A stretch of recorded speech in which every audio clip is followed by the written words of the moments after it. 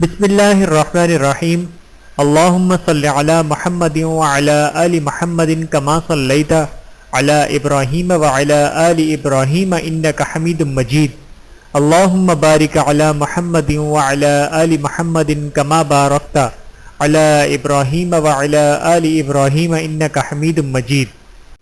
بسم اللہ الرحمن الرحیم۔ السلام علیکم ورحمۃ اللہ وبرکاتہ۔ حضرت ابراہیم بن ادہم رحمت اللہ کے والد کو خوف خدا۔ ایک دن حضرت ادہم رحمت اللہ کا بخارا کے باغات کی طرف سے گزر ہوا۔ آپ ایک نہر کے کنارے جو باغات کے اندر سے ہوتی ہوئی گزرتی تھی بیٹھ کر وضو کرنے لگے۔ آپ نے دیکھا کہ نہر کے اندر ایک سیب بہتا ہوا آ رہا ہے۔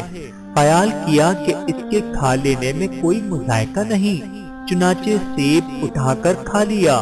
جب سیب کھا چکے تو دل میں یہ وسوسہ پیدا ہوا کہ میں نے سیب کے مالک سے اجازت نہیں لی اور میرا یہ کھانا ناجائز ہے۔ اس خیال سے باغ کے مالک کے پاس گئے اور جا کر اسے اس امر کی اطلاع دی تاکہ اس کی اجازت سے حلال و مباح ہو جائے۔ چنانچہ باغ کے دروازے پر دستک دی جہاں سے یہ سیب آیا تھا۔ آواز سن کر ایک لڑکی باہر آئی۔ آپ نے اس سے کہا کہ میں باغ کے مالک سے ملنا چاہتا ہوں، اسے بھیج دیجئے۔ اس نے عرض کیا کہ وہ عورت ہے۔ آپ نے فرمایا کہ اچھا، اسے پوچھو کہ میں خود حاضر ہو جاؤں۔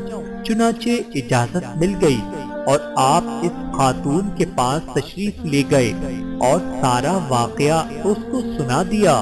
عورت نے جواب دیا کہ باغ کا نصف حصہ میرا ہے اور نصف حصہ سلطان کا ہے۔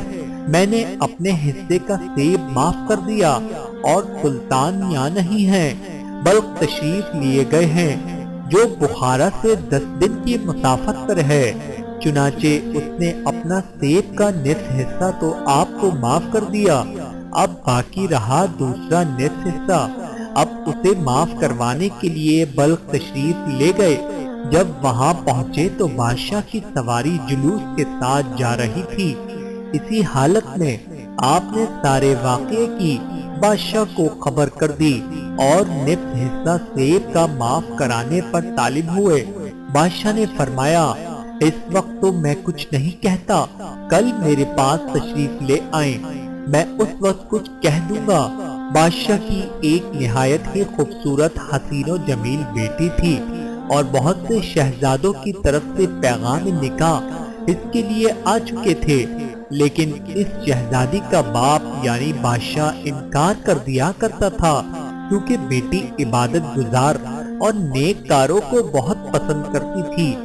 اس لیے اس کی یہ خواہش تھی کہ دنیا کے کسی مشہور زاہد سے اس کا نکاح ہو۔ جب بادشاہ محل میں واپس آیا تو اپنی لڑکی سے ادہم رحمت اللہ کا سارا واقعہ بیان کیا اور کہا کہ میں نے ایسا شخص نہیں دیکھا کہ صرف نصف سیب حلال کرانے کے لیے بخارا سے یہاں بلخ آیا ہے۔ جب لڑکی نے یہ کیفیت سنی تو نکاح منظور کر لیا۔ چنانچہ حضرت ادہم رحمت اللہ دوسرے دن بادشاہ کے پاس آئے تو بادشاہ نے ان سے کہا کہ جب تک آپ میری بیٹی کے ساتھ نکاح نہیں کریں گے آپ کو نصف سیب معاف نہیں کروں گا۔ حضرت ادہم رحمت اللہ نے کمال انکار کے بعد نکاح قبول کر لیا۔ چنانچہ بادشاہ نے اپنی لڑکی کی نکاح ادہم سے کروا دیا۔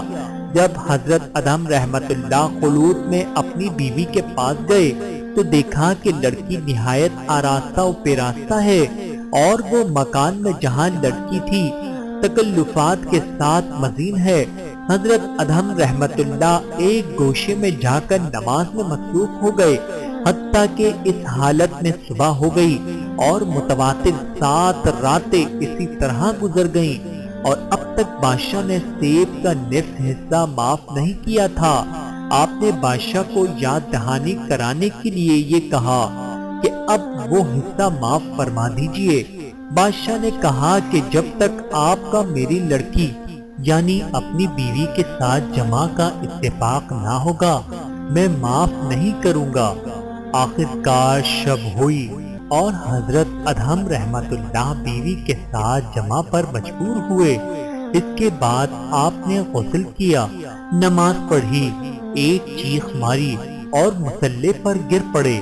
لوگوں نے دیکھا تو حضرت ادہم رحمت اللہ انتقال کر چکے تھے۔ بعد ازاں اس لڑکی کے بطن سے ادہم رحمت اللہ کا ایک لڑکا پیدا ہوا اور وہ ابراہیم بن ادہم تھا۔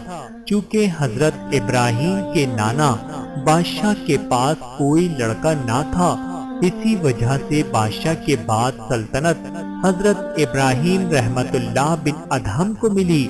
آپ کے سلطنت چھوڑنے کا واقعہ مشہور ہے اور اس کی اصل بھی یہی ہے۔ بہوالا سفر ابن بطوطہ، بہوالا بکھرے موتی، جلد اول۔